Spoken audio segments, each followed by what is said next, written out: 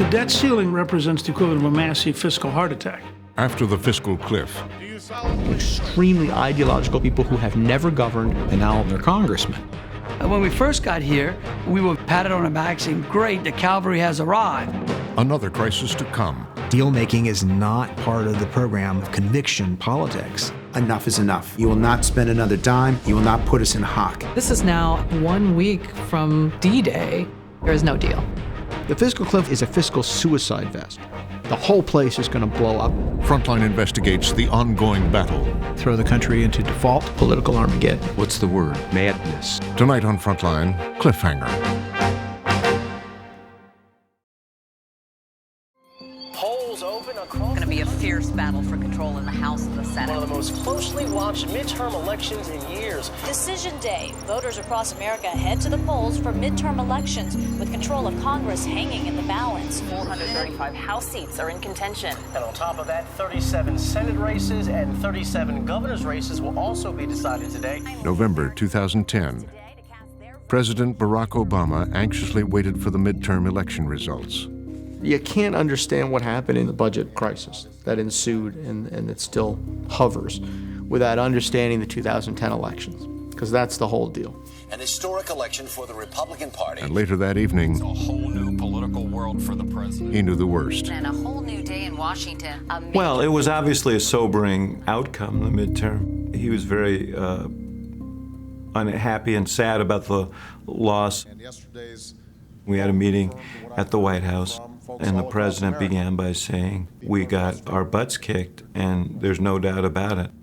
Now the Republicans back in power in the House of Representatives. His party had decisively lost the United States House of Representatives. Democrats are nursing a major midterm hangover. Inside the White House, they knew things were about to change. Once you change power on the Capitol Hill, it changes how the other side of Pennsylvania deals with it. Who are the players? What's possible? Whether they want to get anything done, whether they even want to work with you. A lot of things. The calculus gets reconfigured dramatically, quickly. New year, new Congress, new strategy. Day one in Congress. Sworn in. First The 112th Congress. Do you solemnly swear that you will support and defend the Constitution of the United States? 87 new Republican freshmen came to the Capitol armed with revolutionary fervor. You got it. Congratulations. It wasn't going to be business as usual. I think all 87 came here with the idea to change Washington. There was a tremendous amount of energy when we first got here. Next hour, members will begin reading the Constitution aloud. It's never been done in the history of the House. From the beginning, they were unorthodox. A more perfect union. For the first time ever, they took turns reading aloud the Constitution of the United States in the House chamber. Congress shall have power to lay and collect taxes. To coin money, regulate the value thereof. To raise and support armies. These were not people who spent 25 years in politics. In fact, that was a big strike against you. They were elected not to sell out the way so many politicians had done, that they were elected to speak truth to power. The right of citizens of the United States to vote. They came into office with the sounds of the Tea Parties, the concerns of the Tea Parties, the reaction to Obama's massive overspending, and a rejection of 8 years of Bush. Not just the cost of wars and occupation, but the complete disregard of cost of government as an issue. No person shall be elected to the office. The definition of insanity is doing the same thing over and over and expecting different results. We came not to do the same thing over and over, to change Washington, to change that conversation. Year of our Lord, 1787. But to change Washington, the freshmen would first have to deal with their own leader, the consummate political insider, the new Speaker of the House, John Boehner. I now pass this gavel and the sacred trust that goes with it to the new Speaker. God bless you, Speaker Boehner. He is a career politician, Ohioan, hardscrabble upbringing, arrived in 1990, was part of the gang that went after the Democrats over the bank scandals, rose to power, became a deal maker. Boehner had served 10 terms in the Congress, carefully working his way up the leadership ladder. John Boehner regards himself as an institutionalist, a guy who really loves, reveres even, the House of Representatives. But now, Boehner would have to lead a class of insurgents. I don't think he knew what had fallen into his lap. I don't think he recognized that this was going to be such a hard ride. House Republicans of the 112th Congress plotted strategy.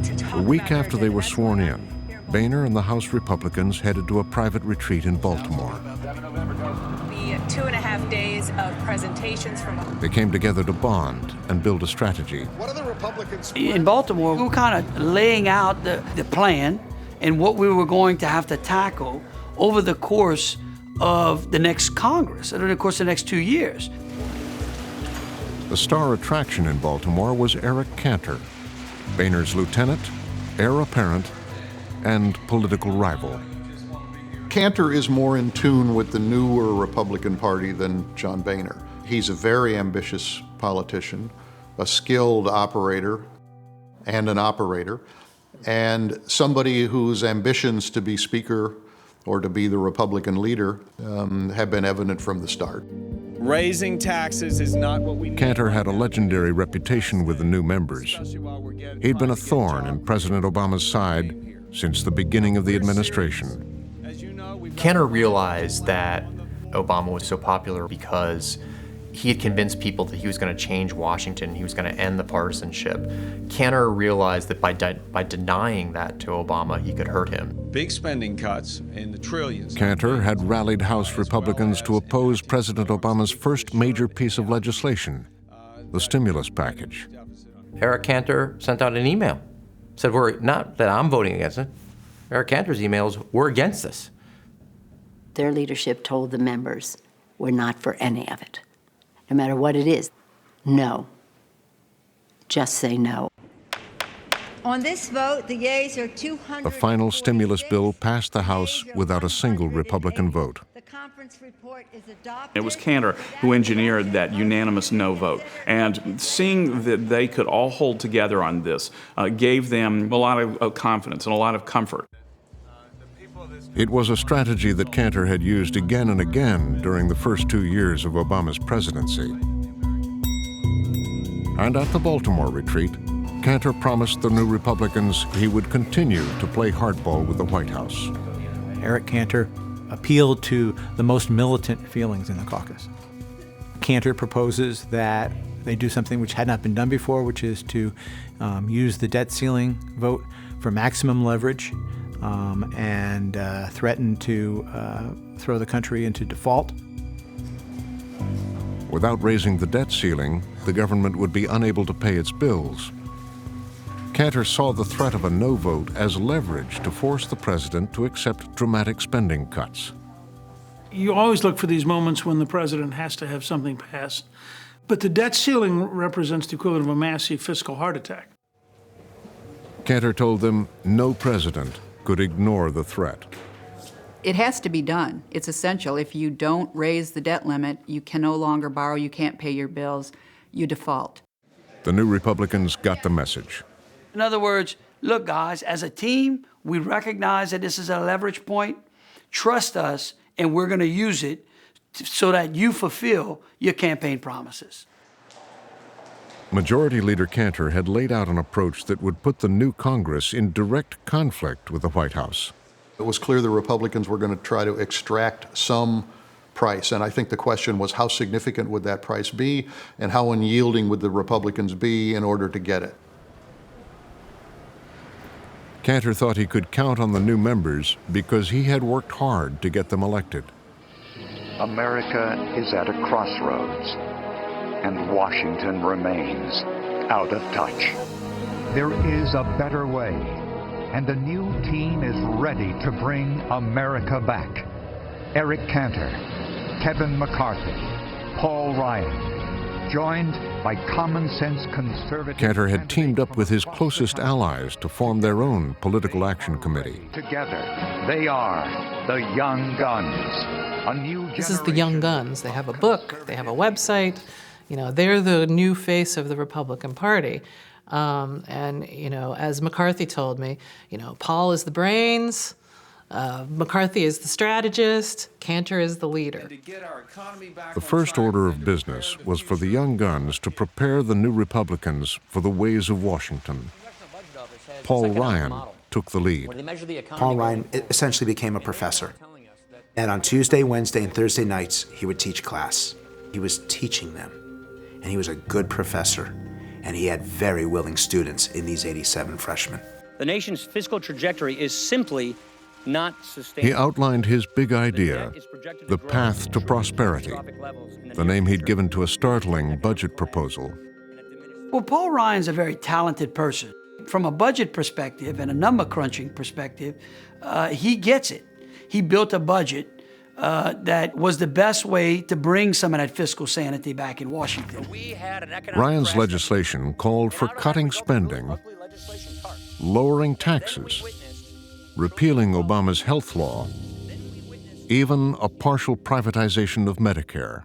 A manifesto that would return the country to Eisenhower era levels of government spending.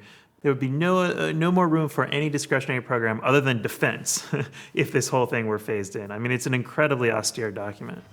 Republicans got themselves hitched this afternoon to the Paul Ryan budget. A sweeping budget proposal from Congressman Paul Ryan. At the White House, the president saw Ryan's budget as a direct assault. Budget plan want to trim $6 trillion. He decided to counterattack. President Obama will deliver a speech on fiscal policy. They had this idea that they'd give this speech, a powerful, full-throated defense of his view of the fiscal situation. Obama will share his plan in a speech at George Washington University. The president wanted the speech to take on Ryan's budget. The decision was made that we had to frame this in a very aggressive way about what we wanted and what the president believed in. President Obama will talk about his plans to reduce the national debt. But in their haste to put the event together, the White House staff made a crucial error. As they gathered Washington's A-list to hear the speech, someone they were not expecting showed up. Paul Ryan was given a front row seat. They had done what you normally do on one of these speeches, is they invited the congressional leaders, and somehow it didn't filter up to the top who was going to be there. Obama's chief of staff, Bill Daley, was one of the first to notice. When I saw him in the room, I thought, oh my God. So in Paul Ryan's mind, and he told me this, he goes to the George Washington University speech thinking, maybe this is the moment where, after we've laid out our negotiating positions, we start to come together a little bit. That's what he thinks he's stepping into. Daley tried to warn the president, but it was too late. Obama, with the lights in his eyes, they say, unable to see who's directly in front of him, just launches into a blistering condemnation of the Republican budget and how this is, a very small and painful vision of a country shrinking.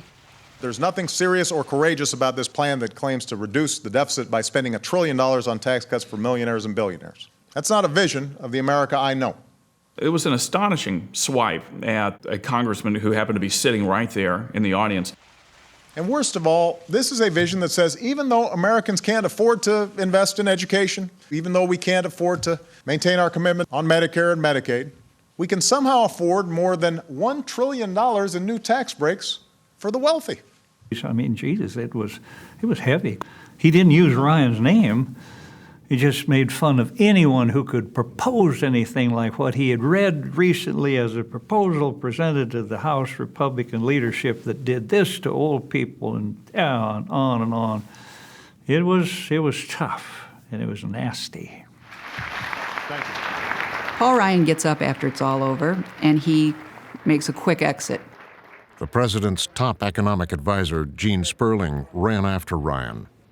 Sperling jumped up like he'd been sitting in an electric chair, rushed out to mollify him. All I was trying to do was to let him know that we did not know they were coming. His response was that he felt the president had poisoned the well. Ryan was deeply offended by having been put into that position, and his Republican friends were even more angry. President Obama blasted Paul Ryan's budget this weekend. Furious that the president was so partisan. The president took to task in his... The Republicans were outraged. That afternoon, Ryan and Cantor capitalized on the moment. What we got was a speech that was excessively partisan, dramatically inaccurate, and hopelessly inadequate to addressing our country's pressing fiscal challenges. The only concrete proposal that he proposed was raising taxes. And that solution falls far short of dealing with the kind of crisis that we're facing as far as the debt's concerned in this country. And Cantor had that debt ceiling threat. If the president wouldn't cut spending, he and the new Republicans would force the issue. We all saw the debt ceiling as the best lever we had to make some changes, to deal with the spending problem, to deal with the big government problem. If the government were to fail to raise the debt ceiling, that you would see an immediate panic in the White market. House showdown with House Republicans. At the White House, Treasury Secretary Timothy Geithner knew just how serious Cantor's threat was. Geithner says we could trigger a depression worse than the 1930s. It will be indelible. It will last for generations. Tim Geithner is one scared Secretary of the Treasury. When Secretary Geithner and the rest of us spoke to the president, we were very clear. A default would be unprecedented in our country. It would absolutely lead to a serious downgrading of our credit rating. Geithner said they had only weeks to act before the country ran out of money.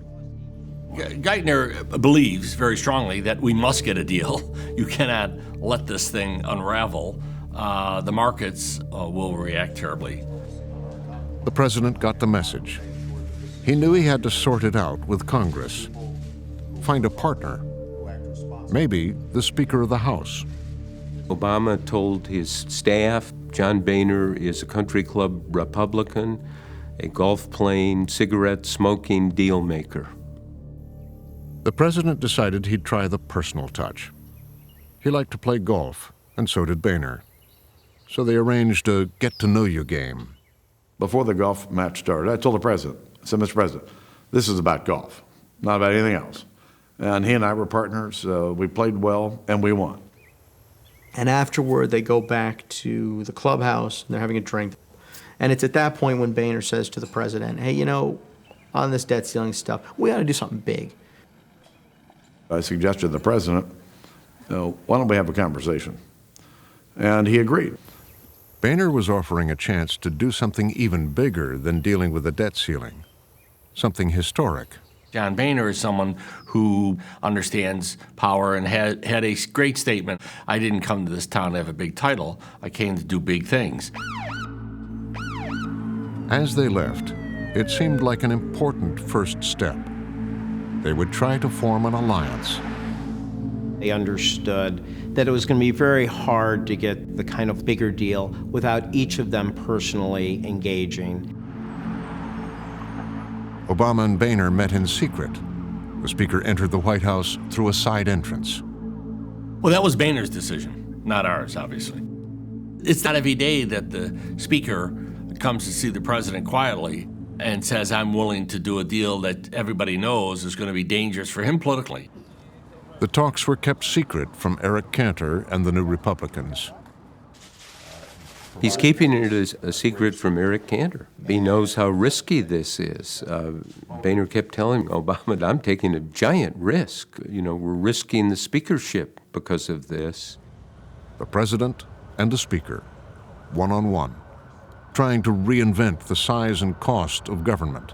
Boehner calls these the Nicorettes and Merlot sessions. As Boehner says, the president's having iced tea and chewing a Nicorette, and Boehner's having a glass of Merlot red wine and smoking a cigarette. Raising the debt ceiling was part of it, but they hoped for more: long-lasting tax reform and entitlement cuts, what became known as the grand bargain. If the Speaker and the President could come to a deal, and they both, as we used to say, hold hands and kind of jump off the ledge together, then they could not ram through, but they surely, with the strength of their positions, would have a very good chance of selling a package. And to get the grand bargain, Boehner was willing to offer a politically dangerous concession. He'd agreed to an increase in tax revenue. Well, it was very dangerous, but it became clear to me that the president wasn't going to deal with the spending problem without having a conversation about revenues. We always believed that through tax reform that would lower rates for everyone.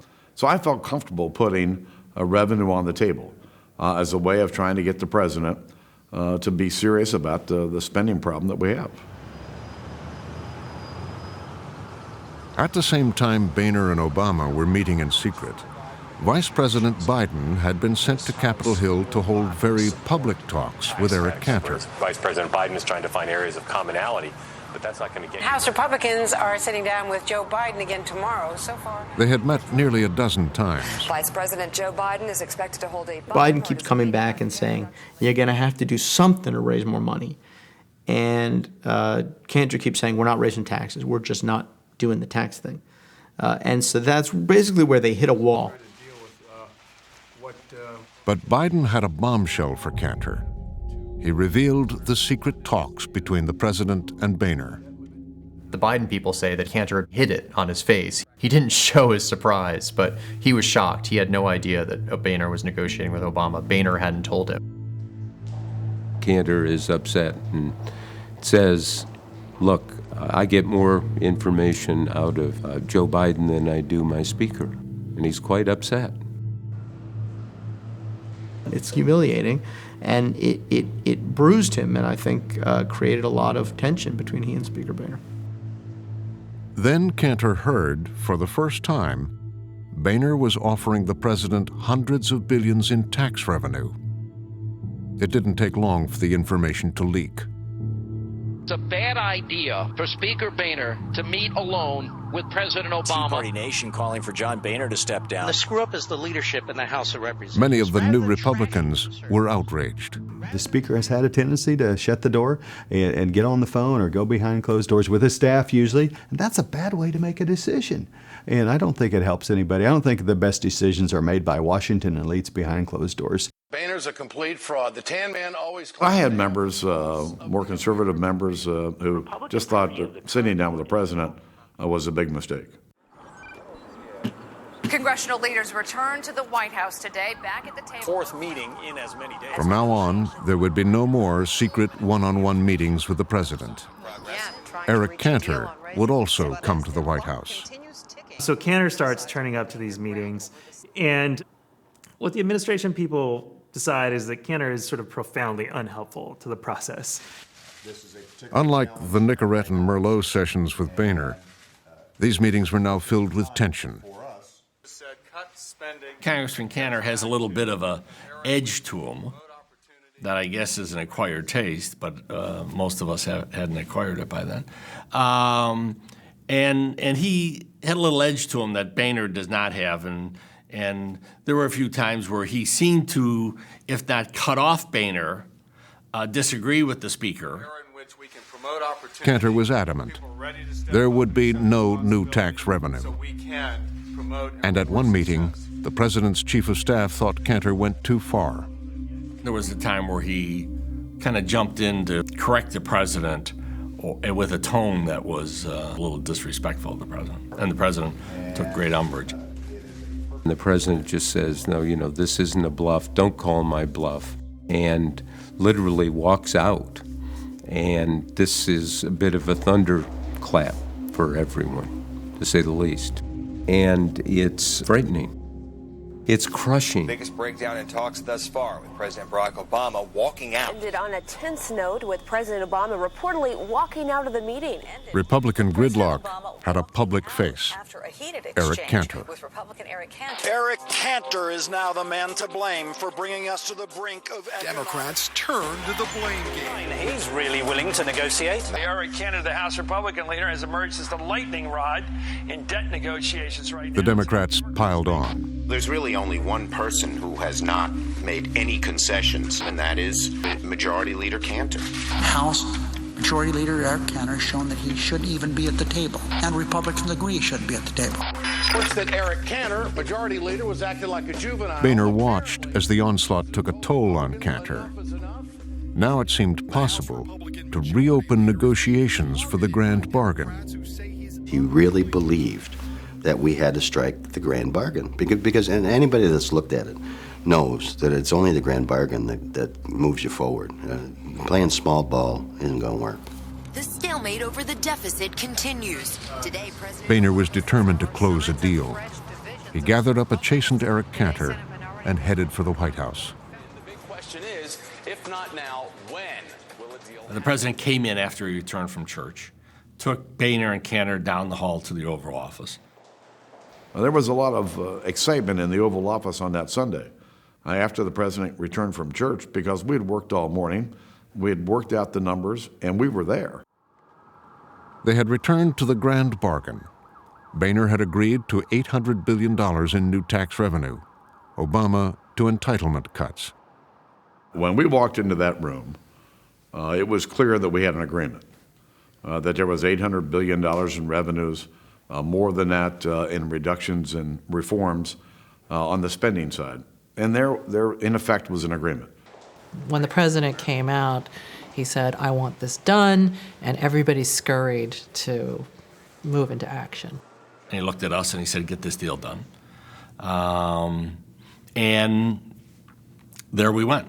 The Gang of Six presentation to senators today. But then, 2 days later, up on Capitol Hill, a surprise from the Senate. Members of the Gang of Six, which were 3 Republican, 3 Democratic senators. For months, a group of senators called the Gang of Six had been meeting to come up with their own solution for the debt crisis. Few at the White House had taken them seriously. Became almost a joke at morning meetings when Gene Sperling would report what was going on with the Gang of Six. But now the Gang of Six claimed they had produced their own bipartisan plan. I had been told at least a half a dozen times that it was done, they had a deal, they were moving, they had a big announcement. So when somebody told me that morning the Gang of Six is coming out, I was like, yeah, great, then when I grow hair, that'll happen too. We had a very positive reaction this morning. The senators' plan promised much more revenue than Boehner was offering. When the Gang of Six plan comes out, here you had Republicans in the Senate willing to put so much more revenue on the table than Speaker Boehner was offering. Obama sensed opportunity. The president makes this calculation, which in retrospect is quite fateful. He says he's going to take the unusual step of sort of, Michael Douglas style in The American President. He's going to storm out to the press room and use this moment. Hello, everybody. I wanted to give folks a quick update on the progress that we're making on the debt ceiling. Because now he's got, according to rumor, there's 20 Republican senators saying they'll sign off an additional tax revenue. And this is a battering ram for him. The good news is that today... We figured there was some seismic shift that had happened there. Did we want to use that as a leverage back? Of course. My hope is that we can start gathering everybody to choose a clear direction and to get this issue resolved. The president would up the ante with Boehner and Cantor. Obama went back to Boehner and said, look, things have changed. There's this other plan out here. I can't cut the deal that I thought I could cut before. I need $400 billion more to sign on the dotted line. And I told the president, I said, Mr. President, we had an agreement. We had an agreement on Sunday. If I make an agreement with someone, I've got to live up to the agreement that I made. But he wanted more revenue. We can take now.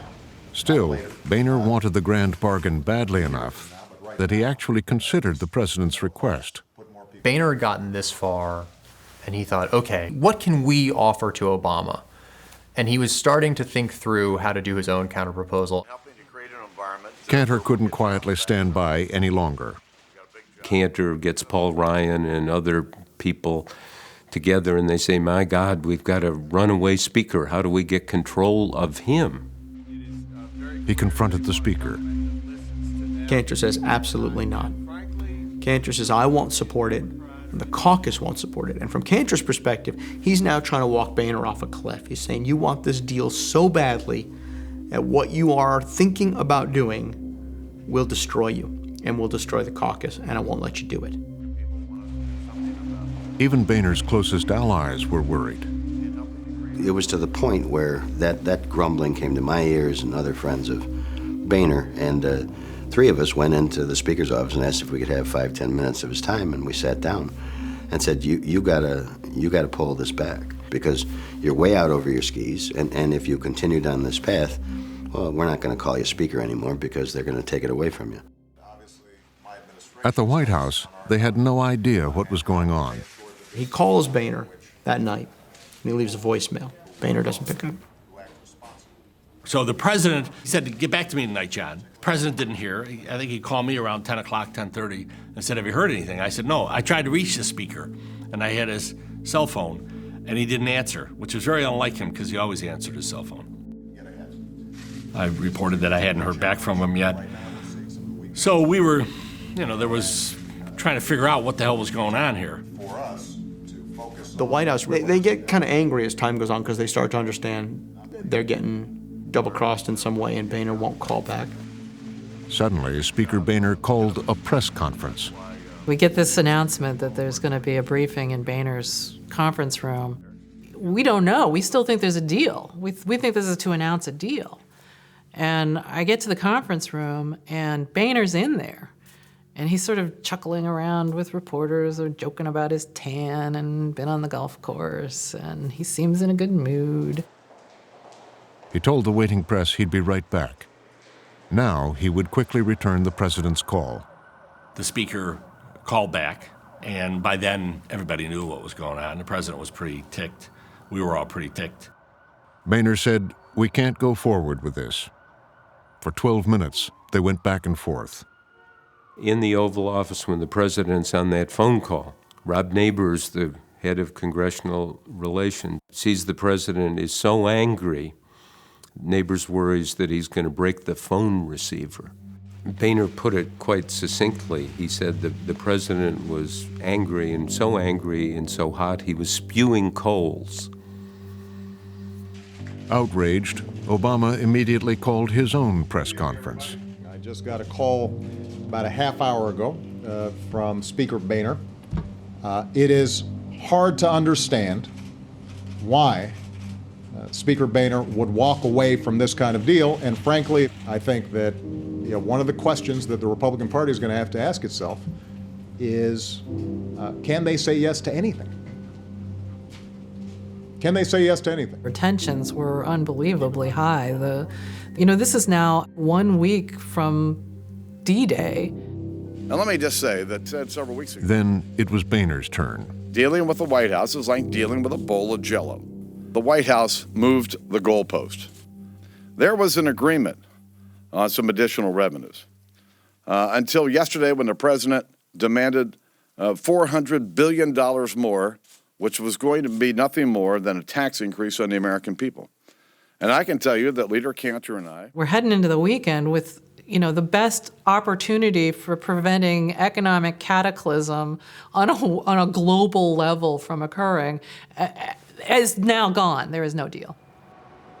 Congress now has less than a week to come up with a plan to raise the debt ceiling. No sign of a deal, and the clock is ticking. Another White House meeting failed to... On July 31st, 2011, just 2 days before the deadline expired, Senate Minority Leader Mitch McConnell reached his own deal with Vice President Biden. So at the last minute, McConnell stepped in, cut a deal with the White House that allowed Republicans to save face, allowed Washington to kind of kick the can down the road till after the election and give Republicans a chance to defeat Barack Obama. The deal would create what would become known as the fiscal cliff.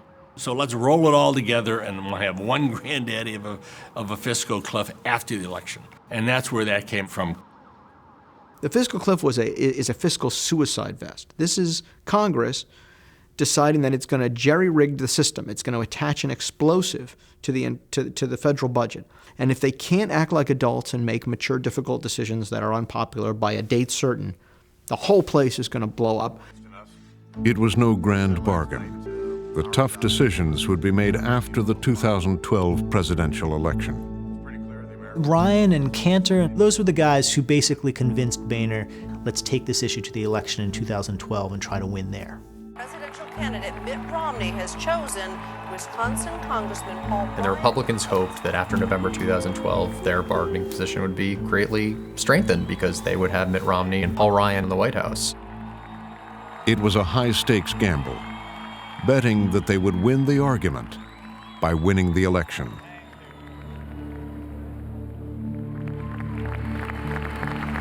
And in a matter of minutes, it was all over. Quite a stinging loss for the Republican nominee. It was clear disappointment as the reality of what could have been. Election night 2012. The voters handed the Republican presidential ticket defeat and delivered a serious blow to the young guns.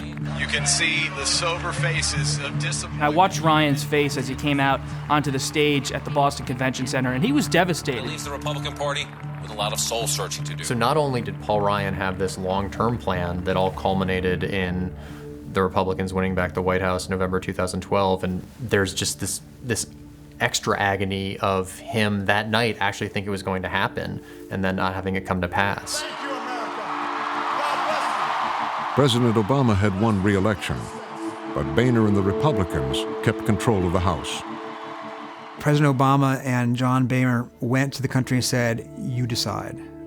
What is it you want us to do here? Who do you agree with? And the country basically said, you guys decide. The voters didn't resolve this issue.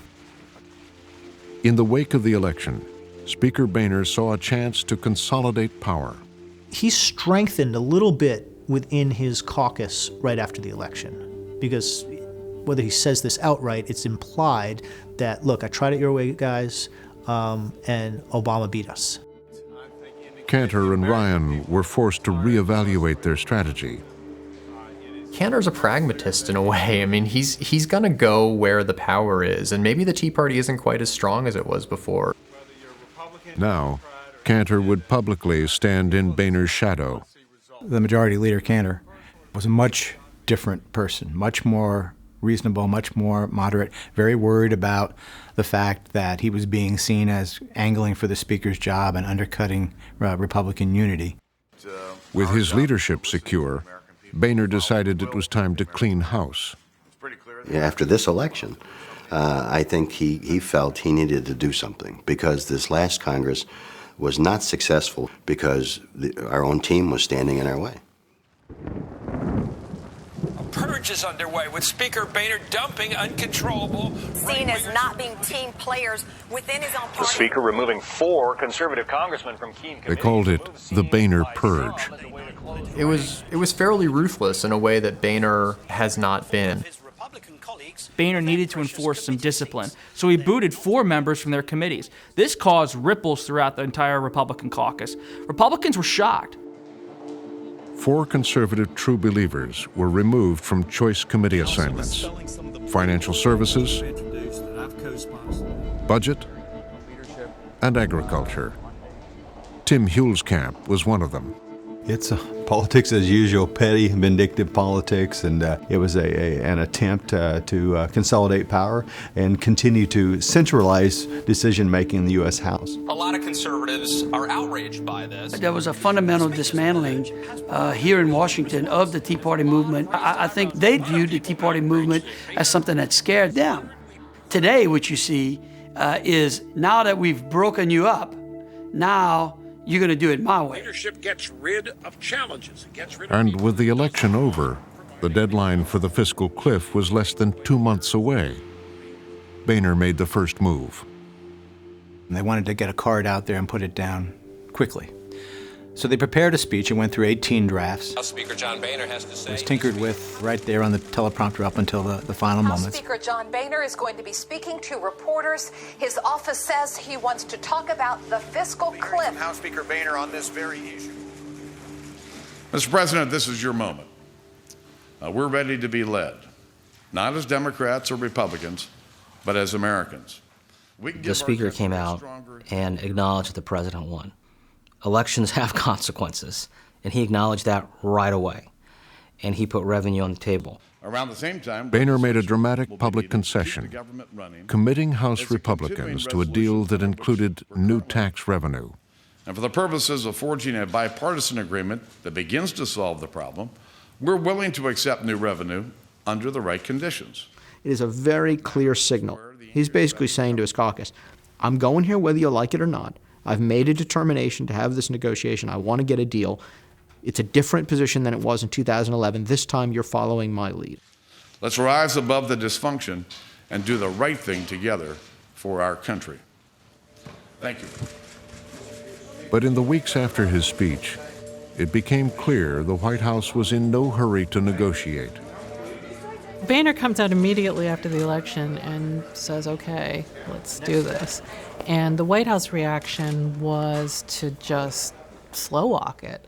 And here you are, 3-4 weeks after the election, beginning of December, and negotiations haven't really even begun yet. I mean, they're just starting, they're still sort of staring at each other, and it was kind of shocking. And President Obama is still in campaign Travel mode. to a toy company playing a little hardball. During those weeks, the president left Washington and returned to the campaign trail. Made a campaign-style trip, touting his plan for higher taxes. Obama with a Coming out of the election, I think Obama did not want to just suddenly go back into closed rooms and start negotiating. He was going to make sure he drove public opinion or kept public opinion strongly on his side. When they start making $1 million or 10 million or 20 million, you can afford to pay a little bit more. You're not. He was arguing for his campaign promise that Congress raise taxes on the rich. Let's get it done. Obama was hammering home the winning message from the campaign of 2012, the rich are going to have to pay their share. And that was a brutal tactic because it was something that the House of Representatives and the Speaker of the House of Representatives are totally unprepared to do. Speaker John Boehner going to the White House to hash things out. John Boehner set to visit the White House within the By the middle of December, with the fiscal cliff deadline looming, Obama was back at the White House. It was finally time to meet with Boehner. It was an important meeting because that was like the darkest hour before the next darkest hour. Things had not been going well all week. Boehner wanted to return to the grand bargain he and Obama had negotiated before the election. I agreed to put $800 billion of revenue on the table if the president was willing to make real spending cuts and reform our entitlement program so they're sustainable for the long term. Boehner's at the White House and he says, I'm giving you $800 billion in tax revenue. What do I get for it? And the president says, nothing. And what the president meant was, you already had put that on the table before. I won the election. That's not a concession. You need to come further to me than that. That's the starting point. That's the ante. The president wanted much more from Boehner this time around. There were spending cuts that we had agreed to in August or July of 2011 that were taken off the table, weren't even allowed to be discussed in December of 2012. And it was exasperating.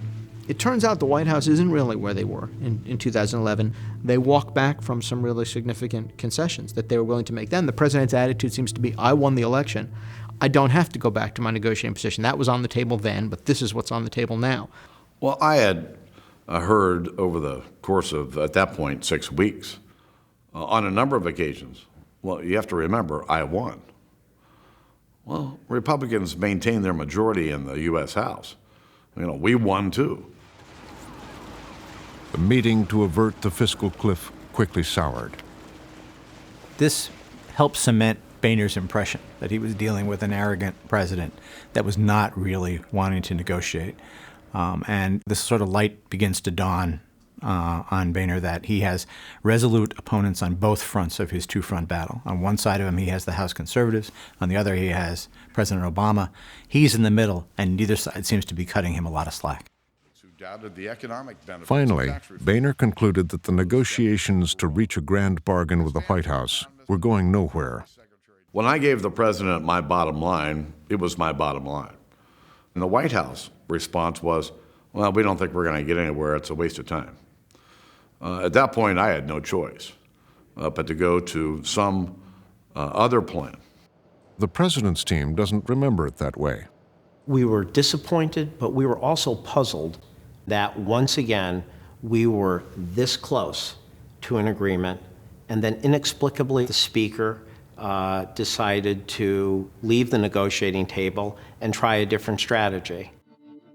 Growing concerns over how the U.S. markets will react. Economists have warned that going over the cliff would cause a spike in unemployment. Boehner reverted to what he called Plan B. House Speaker John Boehner embraced what he called a Plan B Tuesday. Plan B really sent a shudder through Washington. He wants the House to take the lead. Plan B was about making the House direct the entire conversation and debate, making the House start the legislative path forward. A backup plan to stop the country from going over Plan B called for the House to pass a bill and then make a deal with the Senate.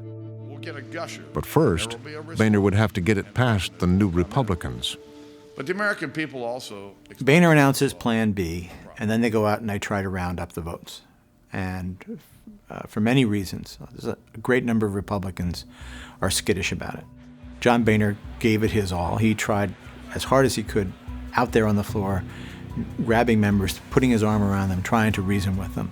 He worked very hard to try to get this through. Many of the conservative true believers were angry that Plan B included a concession, raising taxes on millionaires.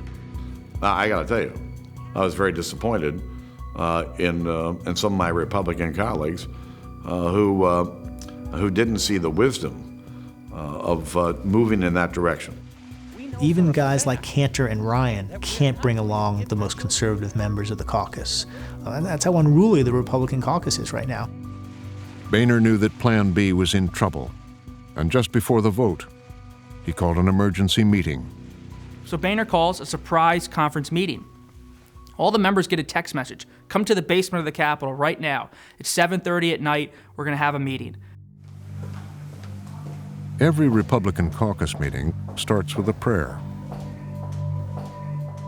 But usually Boehner does not himself deliver it. On this particular night, he offered to say the prayer. I thought, this would be the right prayer. God grant me the serenity to change the things I can, to accept the things I can't, and the wisdom to recognize the difference. It fit the moment perfectly. Boehner had concluded his own members would not support Plan B. It was dead. It was sad, and there's no one who was more disappointed than I was. He said, we don't have the votes, it's not going to happen, and essentially we're going home and wait for the Senate. Is there going to be a vote today? No. There's no vote today? Nope. Will there be a vote tomorrow? The meeting's over in a flash, 15 minutes, and these guys start pouring out. It was a real reckoning moment for House Republicans, and it was a moment for the Speaker in crisis. His members weren't with him on one of the biggest votes of his political career. John Boehner, the phalanx of reporters around him, his head just looking straight ahead, frankly like he was about to weep, wouldn't talk to any of us, and just made a beeline for the door and left the building. How could we not reach this? How would that even happen? It reinforces the sense of unpredictability. You're failing to reach a deal just In the days that followed, the political climate in Washington deteriorated even further. It culminated in a moment just before Boehner and Senator Harry Reid went into a meeting in the Oval Office. These guys are going into the meeting with the president. Boehner has just been humiliated by his own people with the Plan B debacle. And he tells Harry Reid to go himself. Reid looks up and he says, what? Excuse me? And Boehner says it again. Hey, listen, Senator Reid and I are close friends. We've got to work together. But just like any close friend, sometimes you just need to clear the air. And we did. Boehner would now watch from the sidelines as Senate Minority Leader Mitch McConnell and Vice President Joe Biden again worked out a last-minute deal. We've seen this drama so many times now, it's almost like it's just an accepted part of the script, that things go on and then they fall apart, and there's the 911 call either from McConnell to Biden or Biden to McConnell. On New Year's Eve, McConnell outlined the stopgap measure. And I can report that we've reached an agreement on all of the tax issues. The key was a tax hike on individuals making more than $400,000. But it pushed the hard decisions on spending cuts down the road. We've not solved this issue. We've not solved it on a policy level, certainly, and we've not really solved it on a political level. And it's a significant failure of leadership. The Honorable Jon A. Boehner of the state In of January 2013, John Boehner was elected to a second term as Speaker, but a striking number of his own caucus voted against him. I think it confirmed, in a sense, what the negotiations showed, which is that there are people in the House who are not happy with John Boehner's leadership, and they wanted to register that unhappiness. Lately, Eric Cantor has broken with John Boehner on key issues. Some say he is laying the groundwork to be the next Speaker of the House. Eric Cantor is playing for the future. He wants to be Speaker, and he's looking for ways to achieve that while shaping the nature and the future of the Republican Party. For now, Speaker Boehner and President Obama, after nearly 2 years of trying, face another round of high-stakes negotiations. So Washington is basically broken. I mean, you've got the worst possible situation now. You've got a deal that barely solved any of the fiscal problems. You have the most intransigent portion of the House of Representatives going into the next set of negotiations with their heels already dug in.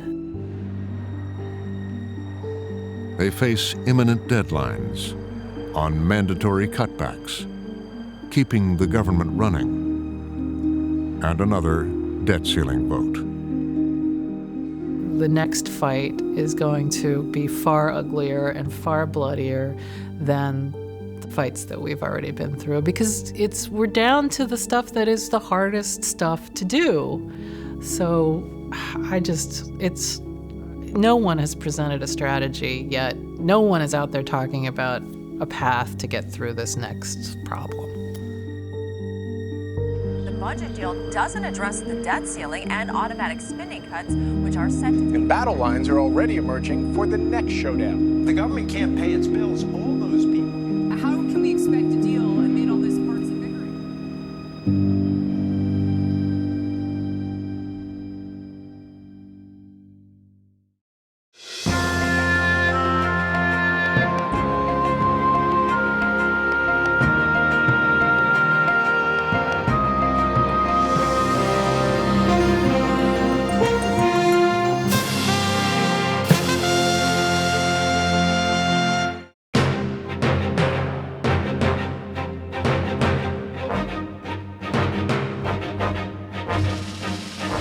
For more on this and other Frontline programs, visit our website at pbs.org/frontline.